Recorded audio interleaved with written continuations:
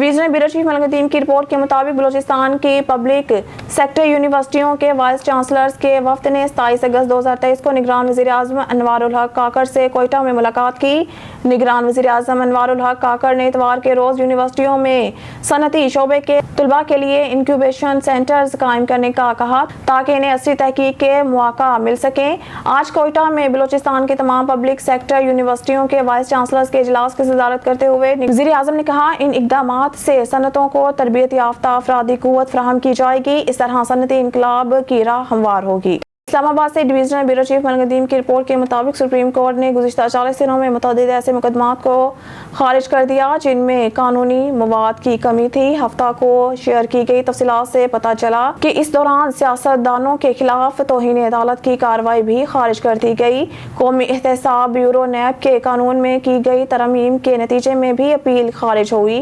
ताहम अदालत ने नैब की जानिब से बेगुनाह अफराद को 3 साल तक तवील हिरासत में रखने पर अदम इत्मीनान का इजहार किया। मज़ीद बरात तफसीलात से पता चलता है कि सफ़र के दौरान कोरोना वायरस वैक्सीनेशन सर्टिफिकेट ले जाने की ज़रूरत से मुतालिक केस को भी गैर मौसर होने की बुनियाद पर खारिज कर दिया गया। इस्लामाबाद से निगरान वज़ीर-ए-आज़म अनवारुल हक काकड़ ने इतवार के रोज़ मुतल्लिका हकाम को हिदायत की कि वो आइंदा 48 घंटों के अंदर अवाम पर बोझ कम करने के लिए ठोस इक़दामात करें जिसका मकसद फल्कियाती बिजली के बिलों पर अवामी एहतजाज के दरमियान है।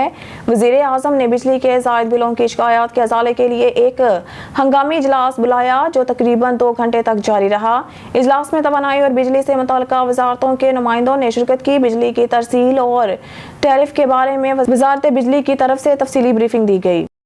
डिवीजनल ब्यूरो चीफ मलंग की रिपोर्ट के मुताबिक वजारत के तर्जुमान ने कहा है कि अज़बक ताजरों के मुल्क के दौरे का मकसद काबिल और ताशकंद के दरमियान तजारत, ट्रांजिट और सरमाया कारी के ताल्लुकात को मजबूत बनाना है। इस दौरे का मकसद दोनों ममालिक के दरमियान बिजली, टेक्नोलॉजी, खुराक, तेल और मसनूआत के शोबों में तजारत, ट्रांजिट और सरमायाकारी के ताल्लुकात को मुस्तहकम और मजबूत बनाना है और आने वाले वक्त में दोनों फ़रीकीन के दरमियान तकनीकी बातचीत होगी। अखंदजादा अब्दुल ने कहा। सलाम chamber of commerce and investment ने कहा कि अज़बकिस्तान के वफ्द की सरकारी मुलाकातों के अलावा अफगानिस्तान के निजी शोबे से भी दोनों ममालिक के ताजरों के मसाइल पर बात होगी। डिवीजनल ब्यूरो चीफ मलंग की रिपोर्ट के मुताबिक इस्लामाबाद निगरान हुकूमत ने मालियाती पॉलिसी को मज़ीद सख्त कर दिया।